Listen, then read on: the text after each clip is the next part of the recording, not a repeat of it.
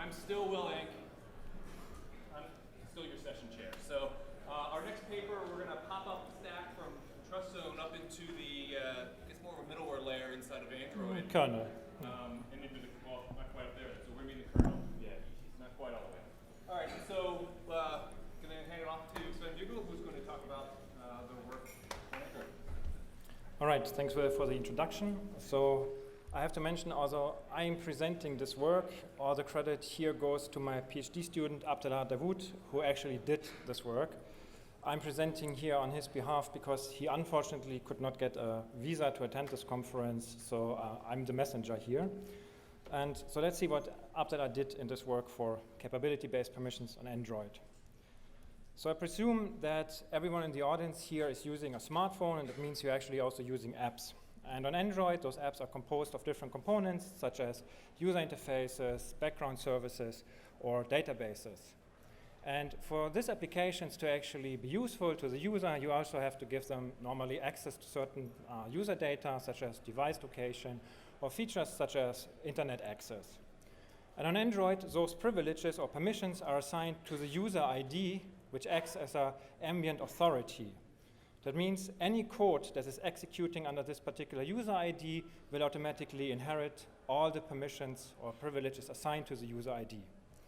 And this can be of a disadvantage. For instance, if the developer makes a mistake and one of those components is vulnerable, or he includes untrusted third-party code, for instance, advertisement libraries have been shown to be such untrusted code.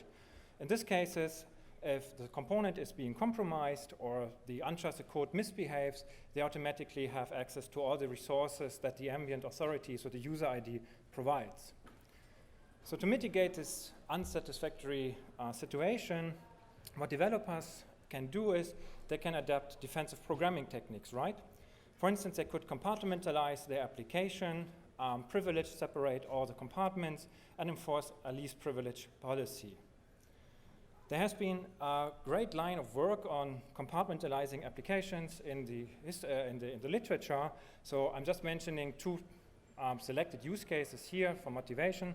So if your particular use case on what you're working on, what you published, is not on the following slide, so please don't take it out on me in the Q&A session later.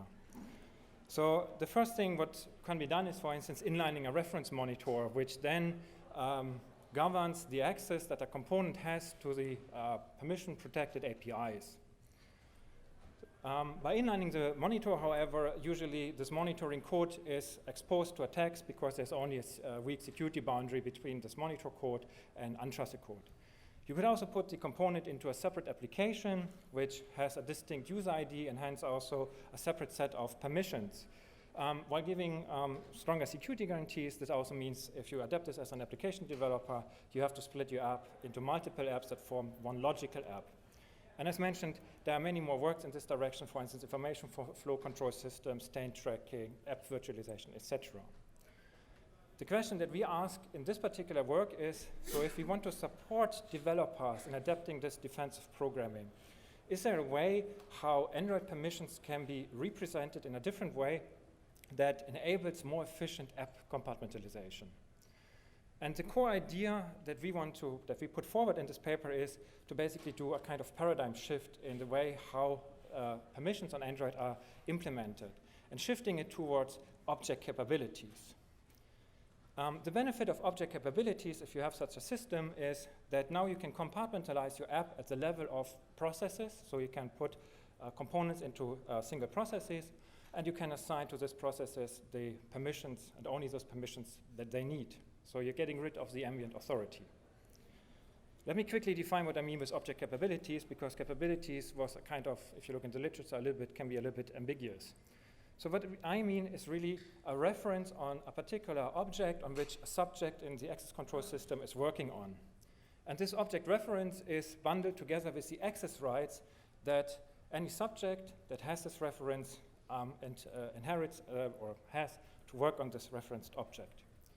So to illustrate quickly, you could imagine that, for instance, for file system-based access control, a file descriptor is a reference to a particular file. And now, if this would be turned into a capability, then this file descriptor also contains the access rights that any process that holds this descriptor has on the referenced file. For instance, read-only. But capabilities need a certain set of important properties. So there should be per process assigned. There should be communicable, because we are getting rid of the ambient authority. So you cannot inherit from the ambient authority your access rights anymore. And the only way now to get access rights is by delegating between processes these references together with the rights. And of course, in order to prevent easy privilege escalation attacks, the references and the access rights, they have to be unforgeable and they have to be tamper protected. Otherwise, an untrusted process could just simply escalate its access rights in the system. So now that we talked about object capabilities, the question is, so how can we turn Android permissions into actually object capabilities? And to look at this, to motivate this, it's best to actually look where permissions are being used in Android. So this is a standard scenario. I guess many of you who are working in mobile security are familiar with this. You have an application on the right-hand side, and this application wants to call a system service like location service on the left-hand side, and it calls it via Binder IPC. Binder IPC will attach the user ID to this communication, and now the location service can use this user ID to actually check if the calling UID of the calling process has a particular permission assigned. And if so, the process will act on behalf of this caller, for instance, return the GPS data to the caller. For our particular scenario, when we talk about object capabilities, the more important part in this scenario is this middle part here. Because we kind of make the implicit assumption that the process who makes the call has a clear way to communicate with a very targeted service, so a very targeted communication. So how does Binder achieve this, that this process really reaches with this message, this particular location service here? And if you look under the hood of the Binder framework, you actually can see, or I hope you can see it in the screen, that the application process under the hood actually has a reference to the target process. That means Android application processes that want to interact with services, they have references to this set of potential target services. And this is great because we need references if we want to implement object capabilities. So let's go in a little bit more detail. This is a little bit technical, so I hope you bear with me here. So on the right-hand side, we have the system server process. And the system server process wants to provide a new service in the system available for applications, for instance. And in order to do this, he has to implement it as a Binder object. Binder object just means that this particular service implementation here is the endpoint of an IPC communication. So it's the service side or the target side of any IPC call over Binder. Now, to register this service in the system so that other processes can actually call to it, there are a few steps necessary. First, this Binder object has to be registered with the Binder driver. So the Binder driver will here create a process-specific data structure called Binder node, which you can, for the sake of this presentation, just consider as a kind of back reference to the memory space in which the service is being implemented. And this is assigned to the system server process. Now we have to give references to this Binder object or indirectly to the Binder node to the clients that wants to call the service. So to do this, Binder actually creates references. That means if you want to give, for instance, the service manager process the ability to call this particular Binder object, the Binder driver will create this reference with a unique handle H1, which is specific to the service manager process, which just points to the Binder node. And now, by the means of this H1 handle, this service manager process could, for instance, call indirectly over the Binder node to the Binder object. Service manager in the Binder application or in the Binder framework has a very specific role. It acts as a central registry or name service for all registered services in the system. So the system server in this case, for instance, wants to make his particular service available under the common name location. So the service manager stores this handle under the common name location, where it can be found. So a client that wants to call this service can now simply request from the service manager the handle under the name location. And now the service manager will return or send this handle over Binder IPC back to the client process. But what is happening here is that actually the Binder driver, again, will make a new reference, which is now specific to the client process. So the client has its own reference to the same binder node with a new handle which only this particular client process can use. And with this handle, it can, for instance, instantiate proxy objects like managers that application developers use and which enable them to call this particular binder object. So if we compare this to the properties that we needed for object capabilities, we can actually check off a few of them. So obviously, they're object references because we have binder references that reference to binder objects indirectly. They are stored per process. They are also can be communicated, as we have just seen, from, for instance, the service manager to the client. And as long as the kernel has integrity, the kernel is the one that manages those are also unforgeable and they are tamper-proof. So what we are left with actually in this default Android implementation is the access rights. So how are access rights usually enforced? So the client has the particular handle for the binder object. Now if it uses this handle to basically initiate a binder transaction, a binder call to this binder object, it can give as a payload the target method, the parameters, and so forth. The binder driver will attach the calling UID, forward this to the binder object, which can now use, as shown on a few slides before, can use this calling UID to enforce permissions. What we are missing here is that exactly this handle on the bottom left, for instance, contains any kind of access rights that are being used. So default Android actually falls short on this.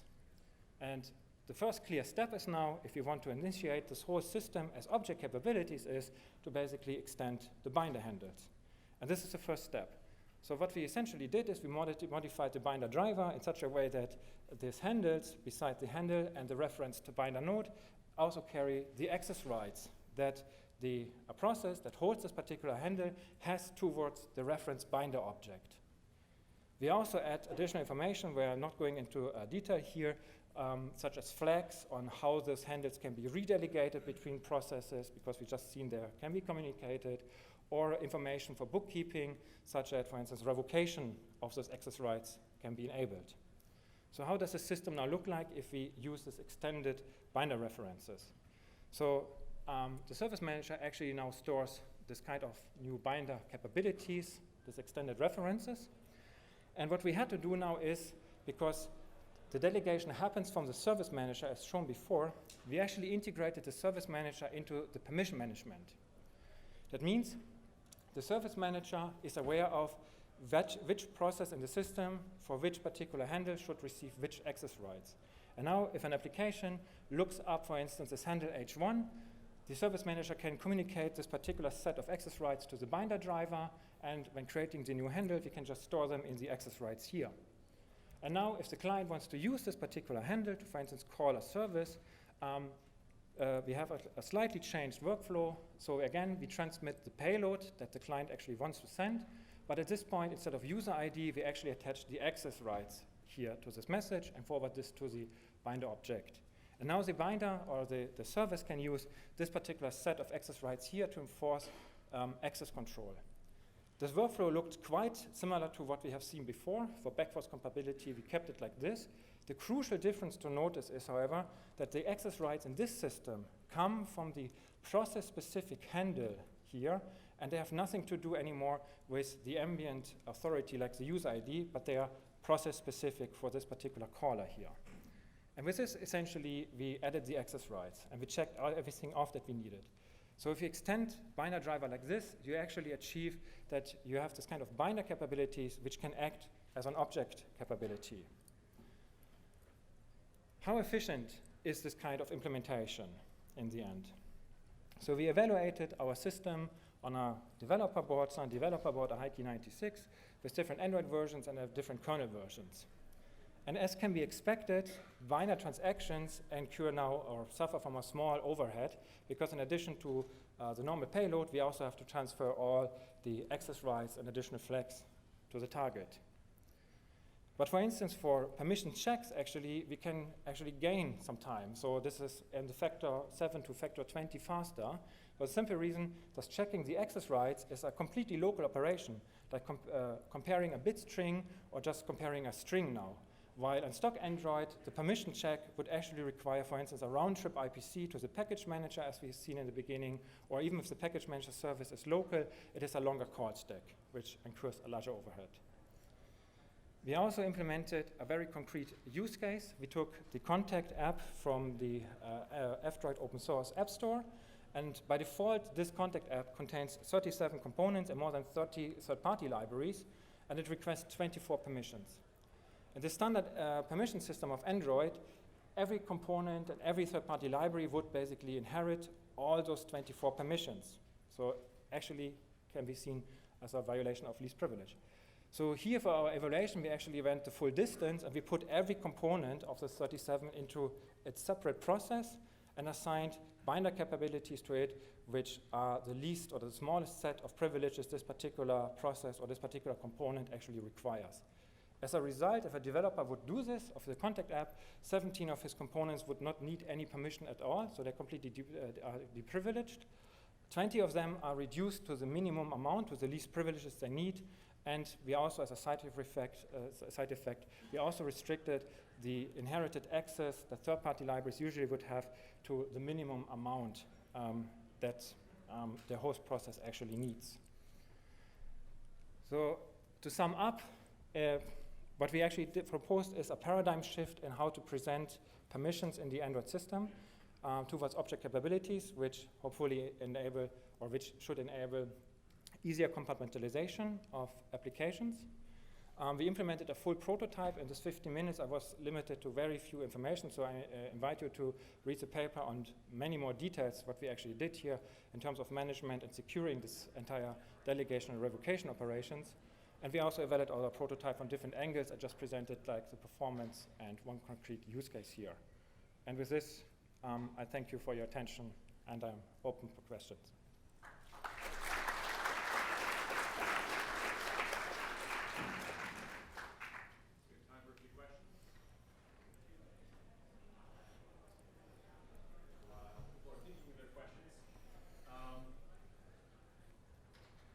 So this requires developers to be able to split their applications into different processes.